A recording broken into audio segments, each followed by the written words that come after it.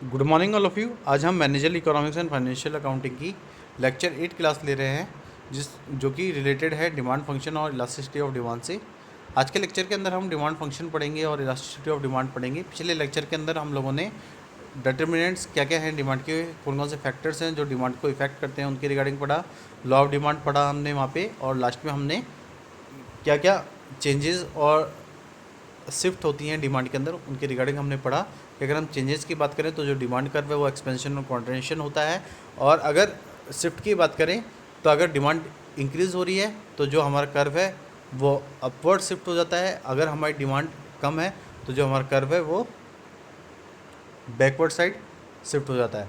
आज के लेक्चर के अंदर हम डिमांड फंक्शन पढ़ेंगे और साथ साथ इलास्टिसिटी ऑफ डिमांड भी पढ़ेंगे। तो अगर हम फंक्शन ऑफ डिमांड की बात करें तो क्या है वो, a function is a symbolic statement of relation between the dependent and independent variable. अगर हम फंक्शन की बात करें तो फंक्शन क्या है कि सिंबॉलिक स्टेटमेंट है जो कि रिलेशन बताता है एक डिपेंडेंट और इंडिपेंडेंट वेरिएबल के अंदर। तो जो डिमांड फंक्शन है वो क्या बताता है कि it states the relationship between the demand of the product, the dependent variable and it's determinants means independent variables. तो अगर हम इसकी बात करें तो जो डिमांड फंक्शन है वो ये बताता है कि क्या रिलेशन है डिमांड का किसी प्रोडक्ट का जो कि डिपेंडेंट वेरिएबल है और उसके डिटर्मिनेंट से जो कि हमारे इंडिपेंडेंट वेरिएबल है। तो अगर हम देखें तो यहाँ पे कुछ चीज़ मैंने सिंबॉलिक आपको लिख रखी है, D X, P X, M, P S, P C, T, A. अगर डी एक्स की बात करें तो डी एक्स क्या है, quantity demanded of product X. P X का मतलब यहाँ क्या है, price of the commodity. M का मीन्स क्या है, money income of the consumer. P S का मतलब क्या है, price of its substitute. P C का मतलब क्या है, price of its complementary goods. T मतलब क्या है, consumer taste and preference. A क्या है, एडवर्टाइजमेंट एक्सपेंडिचर।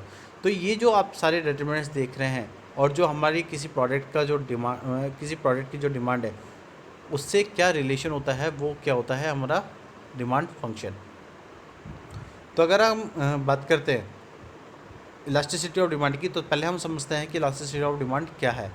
ठीक है, तो the term elasticity is borrowed from physics. It shows the reaction of one variable with the respect to the change in the other variable which it is dependent. Elasticity is an index of reaction. अगर हम elasticity of demand की बात करें तो जो elasticity है उसको बोरो किया है फिजिक्स से, कि जो इलास्टिसिटी है वो शो करती है कि किस तरीके का एक वेरिएबल का रिएक्शन है किसी दूसरे वेरिएबल के चेंज होने से जो कि डिपेंडेंट है। तो इलास्टिसिटी क्या है, एक इंडेक्स रिएक्शन है। तो in economics the term elasticity refers to a ratio of relative change in the two quantities. It measure the responsiveness of one variable to the change in the other variable. अगर economics के अंदर बात करें तो जो elasticity है वो refer करती है कि क्या रेशो किसी रिलेटिव चेंज से हो रहा है दो क्वांटिटी के बीच में, और ये मेजर करती है कि किस तरीके के एक वेरिएबल में चेंज होने से दूसरे पे फ़र्क पड़ रहा है, रेस्पॉन्स हो रहा है। तो अगर हम डेफिनेशन देखें इलास्टिसिटी ऑफ डिमांड की, तो is a measure of change in the quantity demand in the response to change in the price of the commodity. Simply the effect of the change in the price of the commodity quantity demanded is called the elasticity of demand. तो अगर हम definition की बात करें EOD की, elasticity of demand की, तो वो एक मेजर है किसका, कि क्वांटिटी डिमांडेड में कितना चेंज आ रहा है किसके रेस्पॉन्स में, प्राइस के चेंज होने से। तो जो ये इफेक्ट है कि जो चेंज हो रहा है प्राइस में उससे क्वांटिटी डिमांड में कितना चेंजेस हो रहा है, तो उसको हम अगर मेज़र करें तो वो हमें कहते हैं उसको इलास्टिसिटी ऑफ डिमांड। तो मार्शल ने इसके लिए एक फार्मूला दिया है जो कि बताता है, ये एक मैथमेटिकल फार्मूला होता है जिससे कि हम इलास्टिसिटी ऑफ डिमांड को मेजर करते हैं।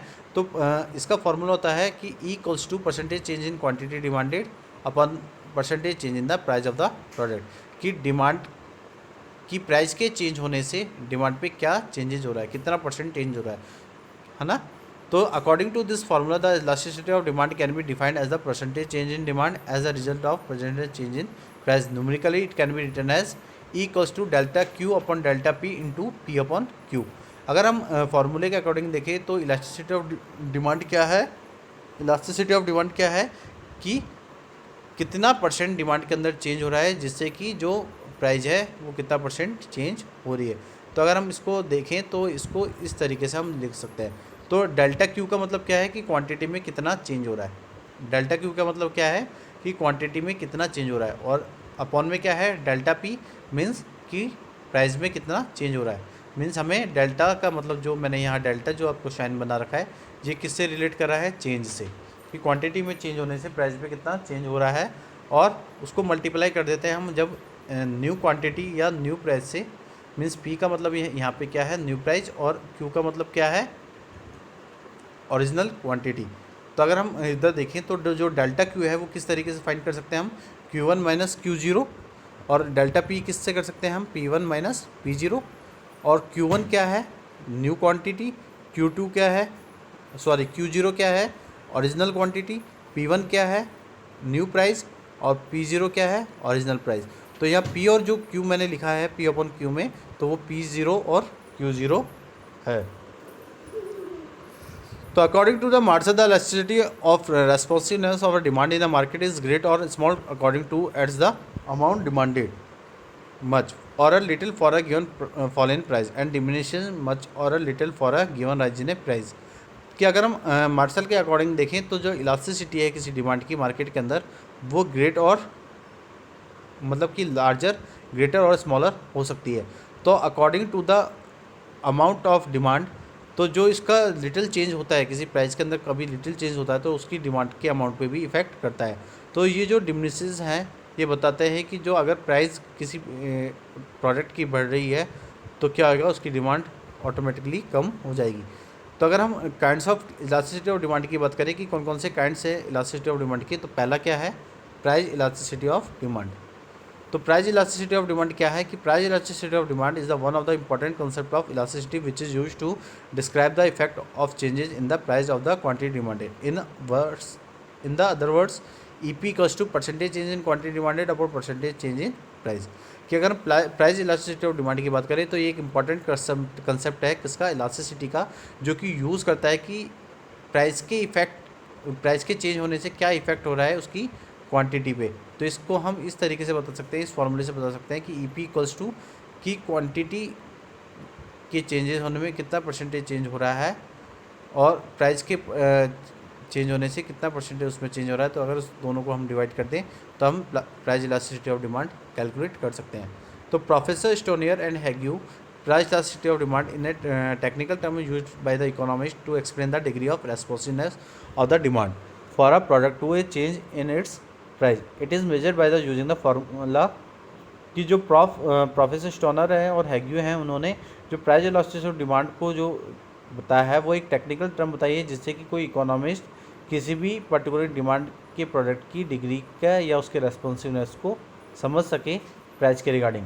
तो इसको हम इस फार्मूले से कर सकते हैं कि अगर आपको मैं एग्जांपल से मैं समझाऊं तो किसी प्रोडक्ट की क्या है कि मतलब किसी प्रोडक्ट की क्या है, ओरिजिनल डिमांड कितनी है 20 यूनिट, और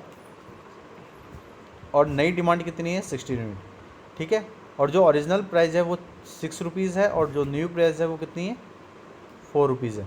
तो अगर हम इसको कैलकुलेट करें तो आप ये देखेंगे कि ओरिजिनल और न्यू डिमांड के अंदर आप देखें तो कितना चेंजेस आ रहा है, 40 का चेंज हो रहा है। तो ये डेल्टा क्यू हो गई हमारी, ठीक है। 40 हमारा क्या हो गया, डेल्टा क्यू। और डेल्टा पी में देखें तो क्या हो रही है, ओरिजिनल प्राइस और न्यू प्राइस में 2% क्या हो रही है, कम हो रही है। 2% क्या हो रही है, कम हो रही है। तो 2% जो 2 रुपीज़ जो हमारी कम हो रही है उसको हम लिख देंगे -2 करके इसके नीचे डेल्टा पी की जगह। तो 40 अपॉन डेल्टा पी, तो डेल्टा पी हमारा क्या आया -2। तो 40 अपॉन -2 इंटू, फिर फॉर्मूला क्या था P upon Q.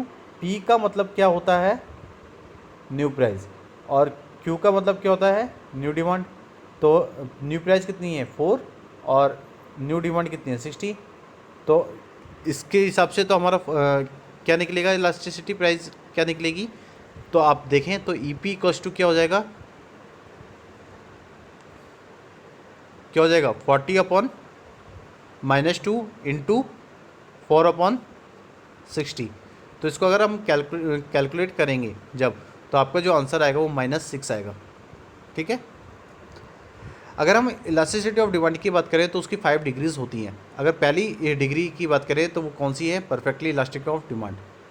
Perfectly elastic of demand का मतलब मैं आप लोगों को बता देता हूँ और आप लोग इससे समझ भी लेना कि अगर इस केस के अंदर जो प्राइस है उसके अंदर कोई भी चेंजेस नहीं हो रहा, सिर्फ प्राइस क्या है हमारी कांस्टेंट है, और सिर्फ जो चेंज हो रहा है वो किस में हो रहा है, क्वांटिटी डिमांड में। तो अगर इसको हम देखें तो यहाँ लिखा हुआ है कि in this case every small changes in the price leads to a unified changes in demand. The demand curve is a horizontal line and parallel to O X axis. The numerical coefficient of perfectly elastic demand is infinity ED equals to 0। तो अगर हम बात करते हैं कि इस case के अंदर जो प्राइस इलास्टिसिटी ऑफ डिमांड के केस में जो पी है वो कांस्टेंट होती है, मींस वो ओ एक्स के पैरेलल होती है, मतलब कि प्राइस पे कोई भी चेंज होता, प्राइस के कांस्टेंट होने पे जो डिमांडेड में चेंज हो रहे हैं वो हम इसमें बताते हैं कि प्राइस क्या है यहाँ पे कांस्टेंट है। तो जो हमारा इलास्टिसिटी ऑफ डिमांड है वो क्या होगा, 0 होगा। सेकंड अगर हम बात करें तो वो क्या है, perfectly elastic demand. In this case whatever may be change in the price quantity demand will be remain perfectly constant. The demand curve is a vertical straight line and parallel to the OY axis. Quantity demand would be 10 units irrespective of the price changes in 10 to 2 rupees. So the numerically coefficient of perfectly inelastic demand is 0, means ED equals to 0. कि अगर हम perfectly inelastic demand की बात करें तो उसमें हम ये देखते हैं कि इस केस के अंदर कि जो भी प्राइस के अंदर चेंज हो रहा है उससे जो क्वांटिटी डिमांड है वो हमारी क्या है, कांस्टेंट है। मीन्स यहाँ पे अब क्या कर रहे हैं हम दूसरे पॉइंट के अंदर कि हम यहाँ पे क्या कर रहे हैं, डिमांड को कांस्टेंट रख रहे हैं और प्राइस के अंदर चेंजेस कर रहे हैं। तो अगर आप देखें तो जो हमारा कर्व होएगा वो किसके पैरेलल होएगा, ओ वाई एक्सिस के पैरेलल होगा। जो हमारा डिमांड कर्व होएगा वो किसके पैरेलल होएगा, ओ वाई एक्सिस के पैरेलल होगा। तो अगर हम देखें कि क्वांटिटी डिमांड किसी 10 यूनिट्स की वो किस तरीके से हो रही है कि जब प्राइस के अंदर चेंज हो रहा है 10 से 2 रुपीज़ हो रही है, तो जो हमारी परफेक्टली इनलास्टिक डिमांड है वो क्या होगी, 0 होगी। जैसे कि मैंने इस डायग्राम में आपको बताया कि अगर आप देखें तो डिमांड क्या है हमारी, कांस्टेंट है, मतलब कि हमारी क्वांटिटी ऑफ डिमांडेड क्या है, कांस्टेंट है।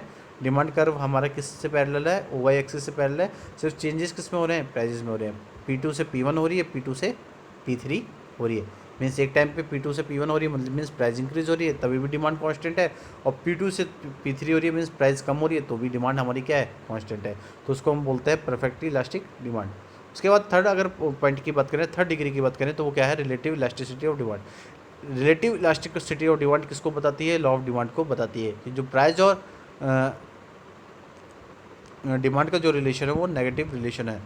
तो इस केस के अंदर हम देखें तो जो प्राइस है वो ज़्यादा चेंज होती है किससे, डिमांड से। तो इस कंडीशन के अंदर आप देखेंगे कि जो इलास्टिसिटी ऑफ डिमांड है हमारी वो क्या होएगी, ज़्यादा होएगी किससे, 1 से। 1 की वैल्यू से जो इलास्टिसिटी ऑफ डिमांड है वो ज़्यादा होएगी। तो आप अगर हम देखें कि इधर हम ये देखते हैं कि जो प्राइस है उसके प्रोपोर्शनेट में कितनी डिमांड में चेंज हो रहा है। तो यहाँ पे प्राइस ज़्यादा होती है, प्राइस का जो चेंजेस होता है वो ज़्यादा होता है और डिमांड का क्या होता है, कम होता है। मीन्स अगर हम एग्जांपल से समझें कि 3% क्या हो रही है, प्राइस कम हो रही है और डिमांड कितनी हो रही है, 9% हो रही है। तो अगर हम देखें तो जो हमारा कोफिशिएंट ऑफ डिमांड है वो क्या होएगा, ज़्यादा होएगा 1 से। उसके बाद अगर हम बात करें तो नेक्स्ट जो हमारी डिग्री है वो है रिलेटिवली इनलास्टिक डिमांड।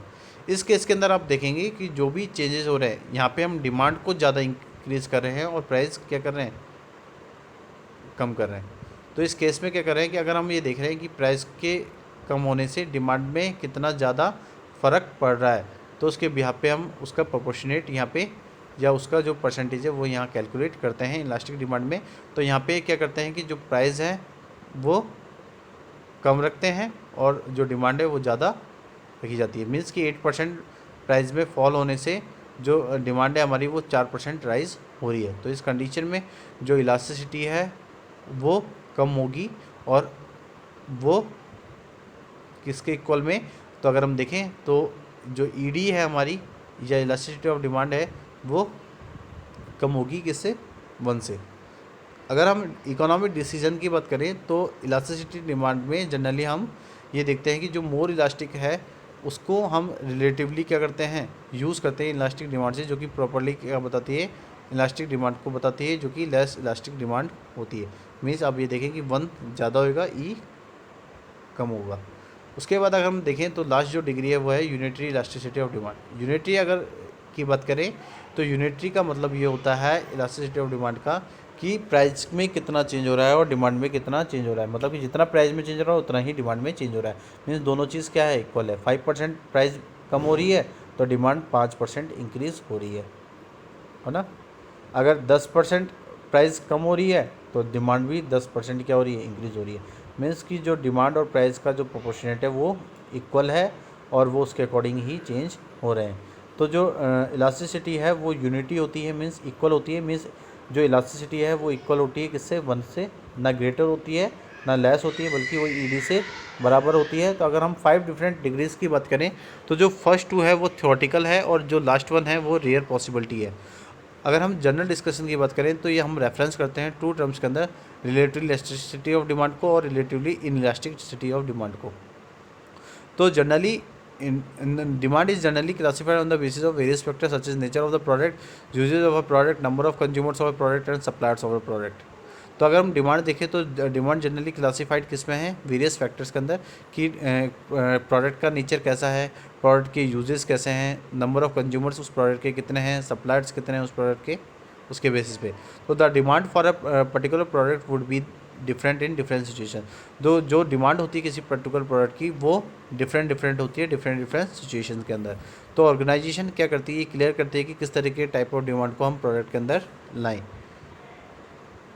तो अगर आप देखें तो जो यूनिटरी इलास्टिसिटी डिमांड है, तो मैंने वहाँ बताया कि जो ई इक्वल्स टू होता है वो 1 होता है, और यहाँ पे आप जो डायग्राम देखेंगे वो एकदम लॉ ऑफ डिमांड जैसा देखेंगे कि प्राइस के जितना प्राइस चेंज हो रही है उतनी ही डिमांड चेंज हो रही है। अगर 10% प्राइस कम हो रही है तो 10% डिमांड क्या हो रही है, इंक्रीज़ हो रही है। तो ईडी क्या होएगा इस कंडीशन में, इक्वल होएगा किसके, 1 के। उसके बाद अगर हम सेकंड बात करें तो पहला हमने जो पढ़ा था काइंड, उसमें पढ़ा था प्राइस इलास्टिसिटी ऑफ डिमांड। अब जो हम सेकंड काइंड पढ़ रहे हैं वो है income elasticity of demand. Income elasticity of demand may be defined as the ratio of the proportional change in the quantity demand of a commodity to a given proportional change in the income. In short it indicates the extent to which the demand change in the variation of the consumers income. The following formula helps to measure, कि जो income elasticity है वो बताती है कि किस तरीके का रेशियो प्रोपोर्शनेट चेंज हो रहा है क्वांटिटी डिमांड में किसी कमोडिटी के की इनकम के चेंज होने से। तो अगर हम शॉर्ट में बात करें तो ये इंडिकेट करता है, इनकम इलास्टिसिटी इंडिकेट करती है कि डिमांड कितनी चेंज हो रही है कंज्यूमर की इनकम के चेंज होने से। तो इसको हम मेजर करते हैं इस तरीके से। अगर एग्जांपल देखें तो ओरिजिनल डिमांड 400 है और ओरिजिनल इनकम कितनी है, 4000 रुपीज़। न्यू डिमांड कितनी है, 700 यूनिट्स। तो जो इनकम है हमारी वो कितनी है, नई इनकम 6000। मीन्स कि अगर इनकम भी इंक्रीज़ हो रही है, इनकम इंक्रीज़ हो रही है तो हमारी डिमांड भी इंक्रीज़ हो रही है। मीन्स ओरिजिनल डिमांड तो हमारी 400 थी, ठीक है, और न्यू डिमांड कितनी है, 700 है। तो मीन्स 400 से 700 हो रही है, मीन्स 300 हो रही है। कब हो रही है, जब हमारी ओरिजिनल इनकम से अगर हम न्यू इनकम देखें तो 4000 से 6000 हो रही है। जब इनकम हमारी बढ़ी है तो हमारी डिमांड भी क्या हो रही है, बढ़ी है। तो इस कंडीशन में आप देखते हैं कि जो रिलेशन होता है इनकम और डिमांड का वो पॉजिटिव होता है, मीन्स कि उसके अंदर कोई भी चेंजेस नहीं होते, दोनों चीज़ सेम डायरेक्शन में मूव करती है। अगर हम देखें तो जो कोफिशिएंट होता है इस तरीके के न्यूमेरिकल्स में, तो हम देखते हैं कि जो इनकम है उसमें उसके केसेस के अंदर हम ये देखते हैं जो इलास्टिसिटी है इनकम की वो हम उसके 1 की इक्वल करते हैं, इक्वल टू 0 करते हैं और इक्वल टू द नेगेटिव भी करते हैं। तो अगर हम देखें तो ये डिफरेंट कैटेगरीज की अगर हम बात करें कि अगर जब E Y means income elasticity क्या है, पॉजिटिव है, तो उस कंडीशन में जो कम्युनिटी होगी वो नॉर्मल होगी जो हम डे टू डे लाइफ में यूज़ करते हैं। अगर ई वाई नेगेटिव है तो जो कम्युनिटी हम यूज़ करते हैं वो किस तरीके से, जैसे ज्वार है, इन्फीरियर गुड्स हैं जो, उन तरीके से। अगर जो ई वाई है वो पॉजिटिव है और ग्रेटर देन 1 है तो जो कम्युनिटी होंगी वो हमारी किस तरीके की होंगी, लग्जरी होंगी। अगर ई वाई पॉजिटिव है और वो 1 से कम है तो जो कम्युनिटी है वो हमारे लिए बहुत ज़्यादा इसेंशियल है, बहुत ज़्यादा ज़रूरत वाली चीज़ है। जैसे नमक है, ऑयल है, जो हम देख सकते हैं, शुगर है, ये जो है ये हमारी बहुत इसेंशियल चीज़ होती हैं। तो उस कंडीशन में क्या है, ई वाई पॉजिटिव होएगा लेकिन 1 से कम होगा। और अगर ई वाई 0 है तो हम ये देखते हैं कि जो कम्युनिटी होगी हमारी वो किस तरीके से होगी, न्यूट्रल जैसे होगी, जैसे सॉल्ट है, मैच बॉक्स है, इस तरीके से। तो अगर प्रैक्टिकल एप्लीकेशन की बात करें इनकम इलास्टिसिटी ऑफ डिमांड को, तो हम उसको इन तरीके से की हेल्प से कर सकते हैं। तो पहले क्या है, help in determine the rate of growth of the firm. In the growth rate of the economy and income growth of the people is reasonably forecasted. In that case, it is possible to predict expected increase in the sales of a firm and vice versa. अगर हम growth rate की बात करें किसी economy की तो जो income growth हो रही है किसी पीपल की वो रीजनली क्या करती है, फोरकास्ट करती है। तो इस केस के अंदर जो पॉसिबल होता है कि एक्सपेक्टेड है कि हमें फ्यूचर के अंदर जो इंक्रीज़ है हमारी सेल्स के अंदर वो हो जाएगी फर्म के अंदर। तो अगर हम देखें तो अगर इनकम भी इंक्रीज़ हो रही है तो मीन्स हमारी सेल्स भी इंक्रीज़ होगी। अगर लोगों की इनकम ज़्यादा हो रही है तो लोग ज़्यादा परचेजिंग करेंगे तो हमारी जो सेल है किसी प्रोडक्ट की वो भी ज़्यादा होगी। अगर इनकम कम हो रही है लोगों की इनकम कम है, तो उस कंडीशन में जो पर्टिकुलर प्रोडक्ट की जो डिमांड है वो भी कम होगी, तो लोग क्या करेंगे, कम सेल करेंगे फर्म के अंदर। तो दूसरे अगर हम पॉइंट की बात करें, क्या है, helps in the demand forecasting of a firm.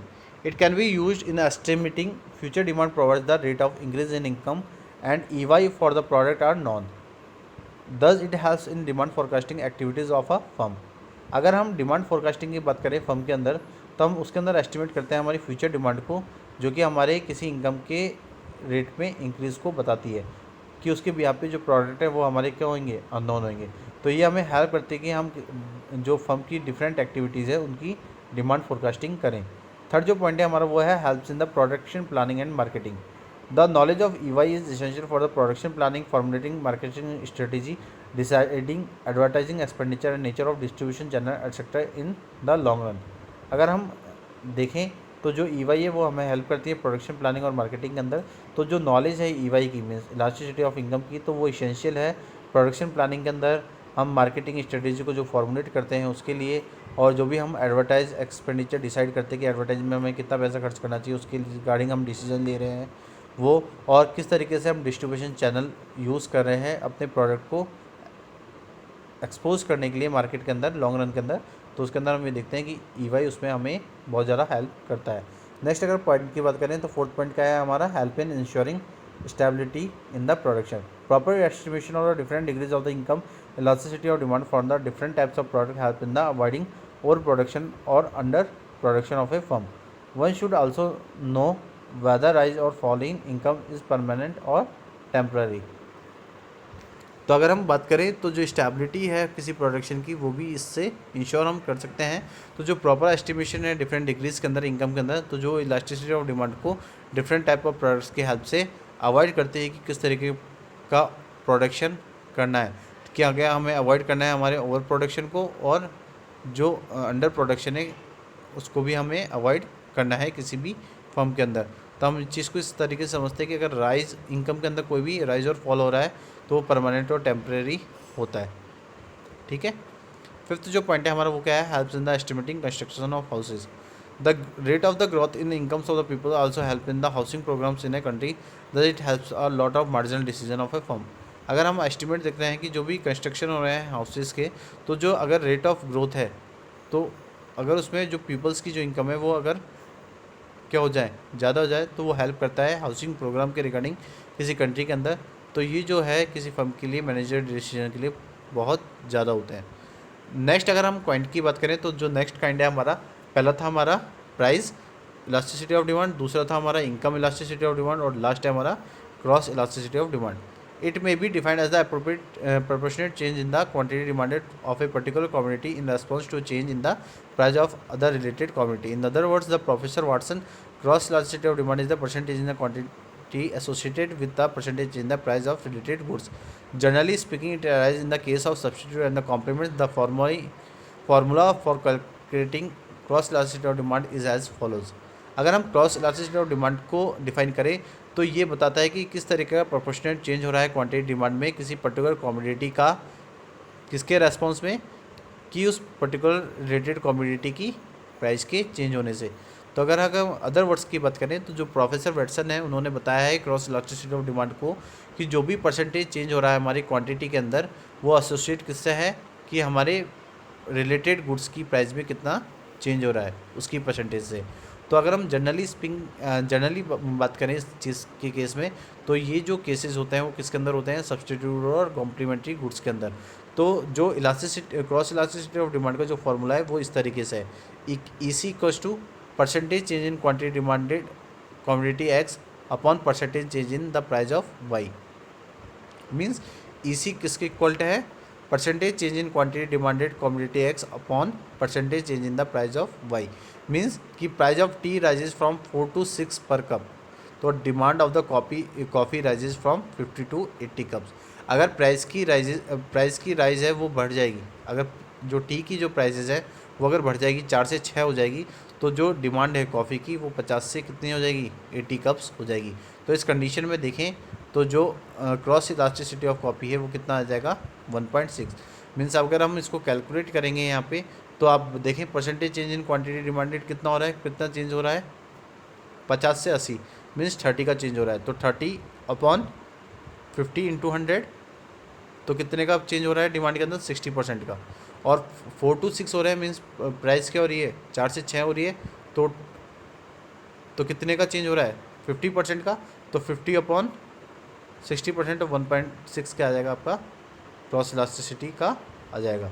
तो आज के लेक्चर के अंदर हमने जो पढ़े हैं उसमें डिमांड फंक्शन पढ़ा है, फिर हमने इलास्टिसिटी ऑफ डिमांड पढ़ा था। इलास्टिसिटी ऑफ डिमांड में उसकी डेफिनेशन क्या है तो उसको हमने समझा वहाँ पे।